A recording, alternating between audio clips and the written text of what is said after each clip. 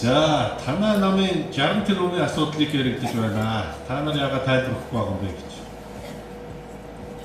Одоо энэ харин би өөр гайхаад. Одоо үлгэрийн кино ч юм уу, айлсуудыг одоо олон хэрэгтэй киноч юм шиг надад бас үүдүүдийг санагдаад. Гэхдээ сонгуул болгоноор нэг ийм сонин зүйл гаргаж ирэл ярьдаг.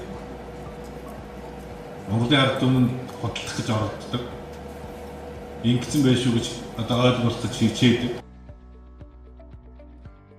Өнөөдөр Монголын ард түмэн ийм холих бараанд итгэхээ болчихсон шүү дээ. Одоо хэддэх энэнгээр одоо шоу хийх гэсэн. Их хурлаар гаргаж ирээд яриад байсан. Орон нутгийн сонгуулиар гаргаж ирээд яриад байсан. Одоо ахаа ерөнхийлөгчийн сонгуулиар гаргаж ирээд яриад. Өдөр Монгол ардын нам нэг дээрэмчнэр стратеги төлөвлөлтөд боловсруулдаг тийм нам бол биш шүү дээ. Ийм хөл бараанд итгэхээ болсон мэддэг учраас сонголтоо аль хэдийн хийгээл байгаа шүү.